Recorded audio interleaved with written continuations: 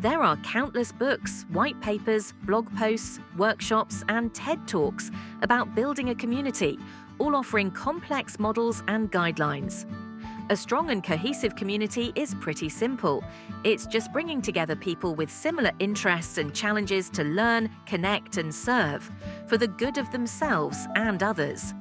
Communities that make a difference understand the chances one gives are just as important as the chances one takes. That's why CEO.com clubs exist, to give and take chances on ourselves and others.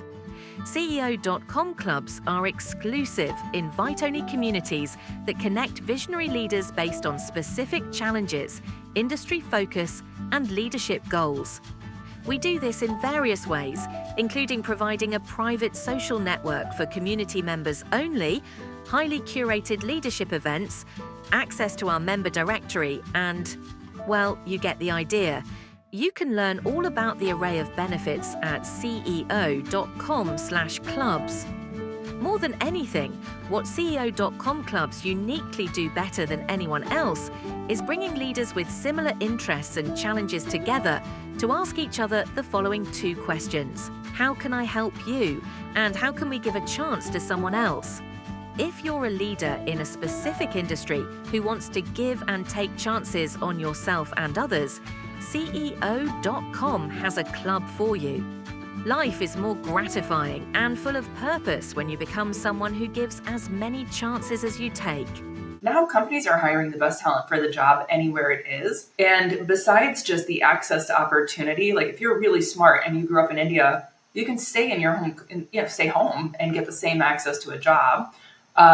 But beyond that, like if you think of the ripple effect on those communities as well, it's like somebody being able to have a great job who grew up in a village in Brazil, and yet stays in Brazil, and they spend in Brazil, and they bring their colleagues and friends along with them. It's incredible. So it really is the globalization of opportunity and access.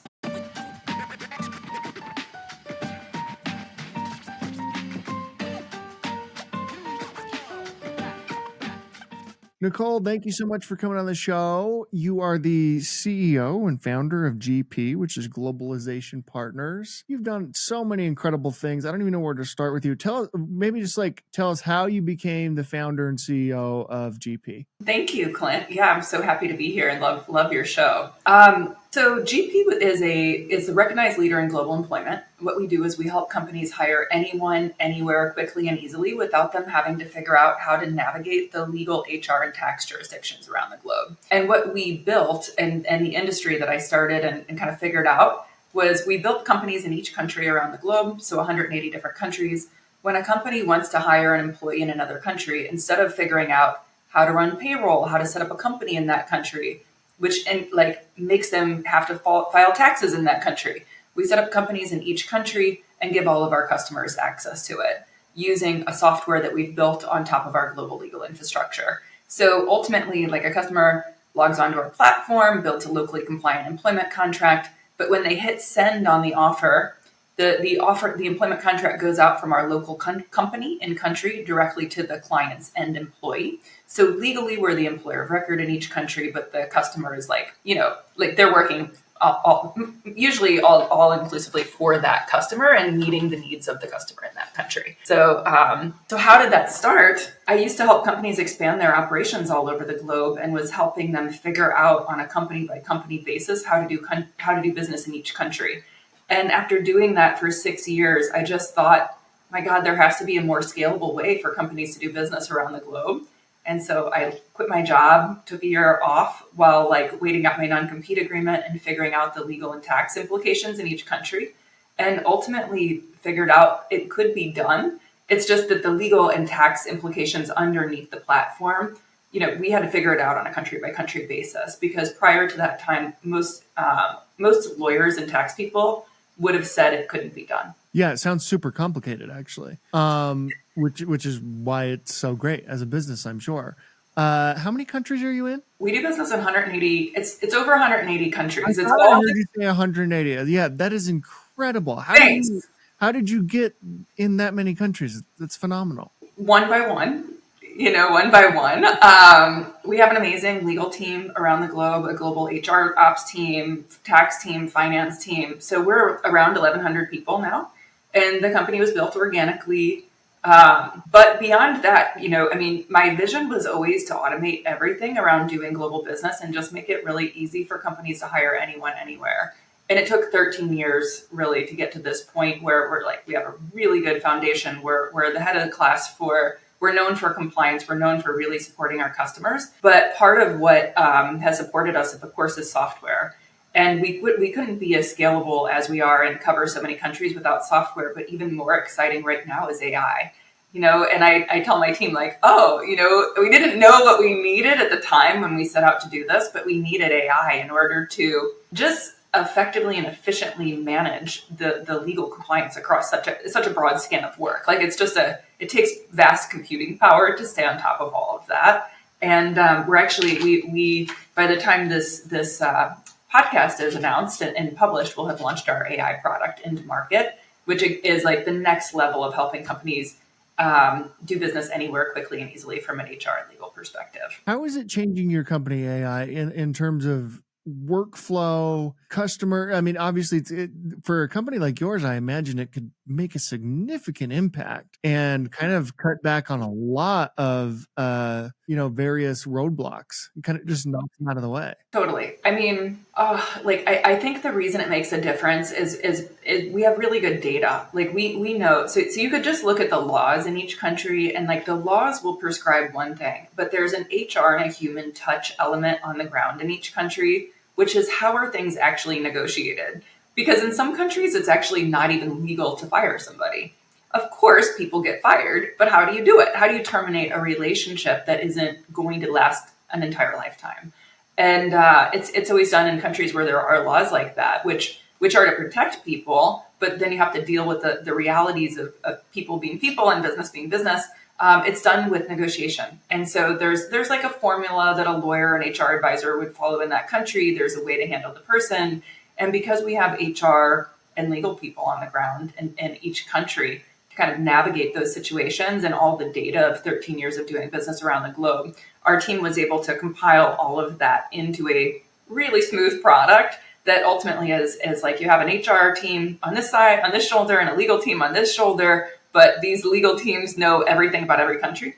And then we put that power and human knowledge at the fingertips of our customers. It must be pretty incredible what you do, because really as I think about it and kind of like step back 180 countries, it sounds to me like you're democratizing opportunity to the entire world, right? Like in America, we kind of take for granted how much access to opportunity we have. And you're really kind of democratizing that. How much does opportunity play into kind of what you do? Because obviously your clients are the people hiring, right? But you're probably making as much, if not a bigger impact on the people who are being hired. It's huge. I mean, it's huge. And look, at the end of the day, we're not telling our customers who to hire or why. We're just making it easier for them to access the best talent for the job, no matter where the talent for that job sits. But the equalization of opportunity for people around the globe is something, the democratization of opportunity is hugely inspiring for our team. We have team members all around the world.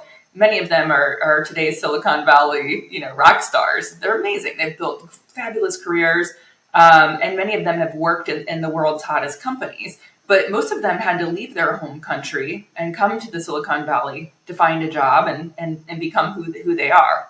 And now in today's generation, I mean, it's been incredible, even over the 20-something years that I've had my career, to see how much the landscape has changed and shifted. I mean, it used to be companies want to hire people in the Bay Area, London, New York, and that's kind of it, and people had to find their way to get to those places in order to get the best jobs. Now companies are hiring the best talent for the job anywhere it is. And besides just the access to opportunity, like if you're really smart and you grew up in India, you can stay in your home, stay home and get the same access to a job.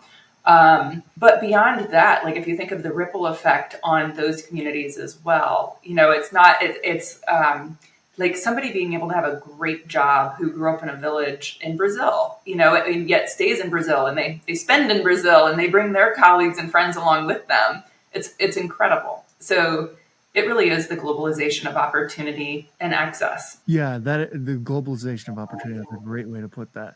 And you wrote a book about this, right? I did. I did. It's called Global Talent Unleashed, and it's an executive's guide to conquering the world and doing business all over the globe. That was a little bit more just the story and some of the knowledge that I've gained from doing business in so many countries, because ultimately what I found is that over the many years of helping customers do business all over the globe, there's so many little human things that come up that, you can't really write it into a how-to manual. But there's a lot of just collective wisdom of doing business with people in different countries. How people communicate is normally one of the key things to know, besides the legal and HR stuff. So it's an endlessly fascinating career. Of course, I'm biased, but like I really have enjoyed my work working with everyone everywhere and helping them, get access to opportunity. Yeah, you've been able to, I imagine, travel a lot of countries, talk a lot of places, see a lot of cultures, and you spoke at the World Economic Forum. Is that correct? Like one Yes. of the unicorn panels. Mhm. What was that like? Because by the way, like World Economic Forum over the past 2 years has been like painted as like the most evil, Yeah. like they're controlling our whole world. But of course, it's there's that wouldn't be true. So Yeah, it's not. I think the Schwab Foundation, it does a lot of great work in the world. There's incredible people. They garner brilliant people from all over the world. And I guess there's two sides to every coin, where there's brilliant intellect and the future of the world is being kind of incubated. These are really people, scientists, leaders, technologists at the cutting edge of innovation. There's also, a lot of money that goes into that, and it can be seen as like a cobble of people cooking up the next, what's going on in the world. I found it really fascinating. I learned a lot about what was going on it's fun to be at the forefront of technology in the future. Where we are with technology right now, I'm not the first person to say, that we are taking human evolution into our own hands. It's incredibly exciting to be at the forefront of augmented intelligence, artificial intelligence, and being human at this time. Davos is really the epicenter of that in many ways. what do you think? And I know that like, this is like the question everybody's asking, and there's not like an actual answer because nobody knows. But given that, what do you think the future of AI is going? How is that going to affect humanity? It's going to be awesome. It's going to be a wild ride to get there. But yeah, there's a lot of complications there. But ultimately, I think we are transforming humanity. 10 years from now, when we've put brain chips into our kids' heads and they have a million times the computing power of what we today consider what we are today, we'll be looking at the current versions of ourselves as if we're Neanderthals, and that's scary. It's like, and yet who programs the brain chips? But I think for all of us to have access to so much collective wisdom, so much collective intelligence, it is inspiring. It's transformative. It's unpredictable, and I'm excited about it. It's a wild ride that all of us have signed up for in one way or another. We're going on the ride, and it's going to be a wild time ahead. Yeah, kind of humanity doesn't have a choice whether you sign up or not. Here we go is kind of what's happening with it with AI. Although the chips thing that you would have to sign up for that. I wonder, like, what does a typical day look like for you? Oh, yeah. A typical day for me, like a weekday, I'm an early riser. I definitely believe in the early bird gets the worm. So I wake up at around 5 a.m. I meditate every day. I feel like that's really important to just get my head and heart in the right space, get a lot of clarity from that. Spend a little bit of time with my family, if possible, before getting to work. And because of time zones, I'm definitely on the early side of working too. So I'm usually at my desk by 7 or 8, and then work just like anybody else. Yeah, try to focus on what's important. Knock out what's urgent. Deal with what's important, rather than getting sidetracked by all the many things that we could otherwise spend time on. What do you read? Like, what reading recommendations would you have for us? Well, right now I'm reading Ray Kurzweil's "The Singularity is Near." So Ray Kurzweil, he wrote "The Singularity is Near" around 2005, which is about humanity merging with AI and taking the evolution of the human race into its own hands. And in 2005, I remember reading it, and I was like, I know this to be true, but it seems far enough into the future. So at that time, he was saying 2029 is the point where humans will merge with AI. And now where I'm looking at it, I feel like he's probably like right on track. And it's kind of crazy. So I haven't finished reading it yet, but he outlines his predictions for the next years ahead. I'm excited about that. Other things, I mean, I read like the headlines of news and I do care what's going on in the world, but I try not to devolve into reading too much about politics. I feel like politics is meant to be very distracting, and where the real innovation and change is happening, the real story of our generation is in science and technology. So I love keeping an eye on that. Yeah. Politics is a whole rabbit hole you can go down and never get out of if you kind of follow that every day. And like you said, like it's hard to make a dent in that area, anyways, particularly if you're not in that game. I wonder, as you think about AI and as you think about democratizing or the globalization of talent, how do you think about culture and maintaining a culture, both at your company and, what is how do you do that in terms of like the values and all that type of stuff across countries? That's a great question. I mean, so we're a founder-led company, and we've had an organic DNA that I mean, the DNA of a company it matters about the founder. And things for me that have been important have been people being human, people connecting across the globe, people treating each other with consideration and respect, but also driving hard as a business. And over the 13 years, we've had different chapters in the company and in the business. How do I drive it? I try to in the early days, I mean, we when people were meeting in the office more and it was a smaller company, we'd have people flying in and that type of thing. I would always try to bring the best from different countries into our headquarters office. So just as an example, we had, when you go to meet our team in India or Mexico, they're so warm. They pick you up at the airport. They take you to dinner with their parents. Like the team is like so embracing. They have you scheduled both socially and from a business perspective from the second you touch the ground till you leave, and you just feel completely loved and embraced. If you compare that to an Indian team member flying over to our Boston office, following the American cultural tradition, they get off the plane, they have no idea how to get through customs, they have to figure out how to book a taxi, how to get to their hotel, how to walk to the airport, or how to walk into the office, and then they kind of walk in and nobody even knows they're coming. I mean, you're really like Americans are so independent that we didn't have this like culture of hospitality. We actually hired a woman whose job it was to just be like the hospitality commitment and bring the best of the traditions of India and Mexico into our headquarters office. She went remote like everybody else during the pandemic and was kind of reaching out to people and doing things remotely. It is hard to have a remote, humanist culture. We try to do things like the Muse Storytelling Hour by Zoom, but honestly, it's a challenge to run like a cozy, like really vibrant company culture by Zoom. I think meeting in person is required in this day and age occasionally. Yeah.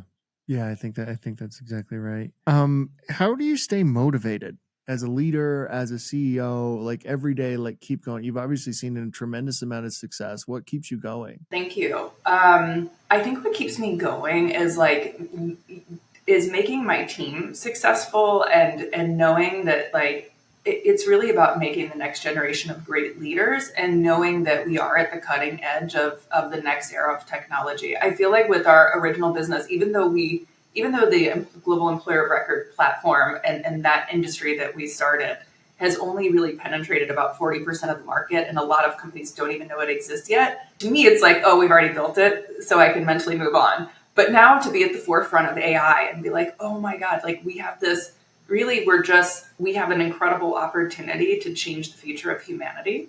If you think about global employment law and global HR matters and how you treat people around the globe, like nothing could be more important to get right for people and to make sure that it's not only compliant, but it truly takes care of people and honors their work. It's incredibly important. And, the last maybe 5 generations of people, of our elders and ancestors, were fighting for employment rights. That's what we're kind of codifying into the future of humanity by what we're offering through our HR and legal product that's AI enabled. Yeah, we kind of talked about politics earlier, but I wonder what you think of this whole idea of CEOs maybe 10, 15 years ago were never asked to speak out on anything outside their company, right? Like people just like, hey, this is what you do for a living. Like, hey, if you're in manufacturing, we want to ask you about manufacturing.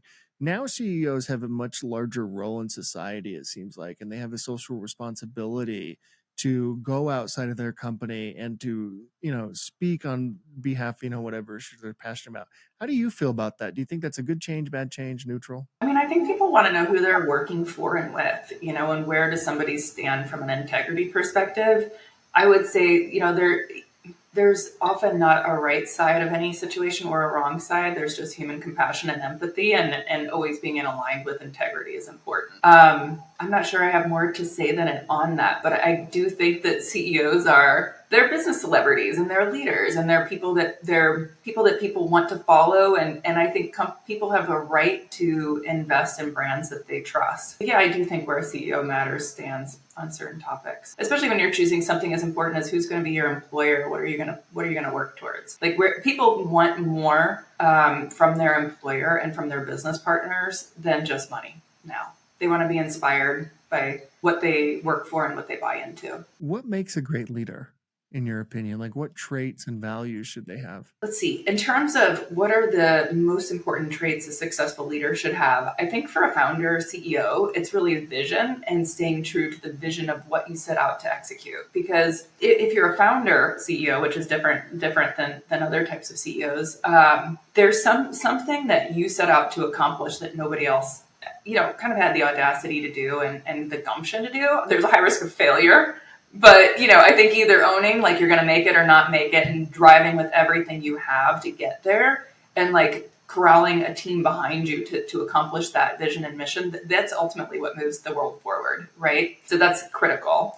The second is passion, which ties right into that. You have to have the passion of like endless grit and determination to get it done, because that human force and willpower is the only thing that's going to make it happen. And then finally, I think, just from a structural perspective, it's making sure that you have the right team behind you. So it's both choosing the right, it's choosing the right people, it's moving people around when you need to, and then it's also treating them well and inspiring them to leap across every hurdle that is inevitably going to come your way. So I think that's my secret formula for success that I think those are the critical components of CEO leadership. I love it.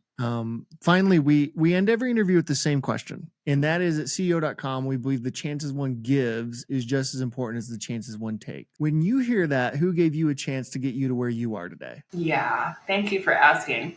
I mean, when I think about who gave me the best chance, I think like everyone else, it's my parents, and in the case of my parents, they were always incredibly supportive of me being, kind of marching to the beat of my own drummer. I grew up in the Midwest, and international travel was not a common thing, but they really encouraged me to travel abroad at a young age and study abroad in college, which must have taken an incredible amount of courage. And I'm just incredibly grateful for them for everything that they taught me. That's incredible. Nicole, thank you so much for coming on. We'll link to your book and everything that you do in the show notes as well. Seriously, what an honor to have you, and congratulations on everything you're doing, and best of luck in the future. Thank you so much, Clint. Pleasure to be here, and thank you for having me.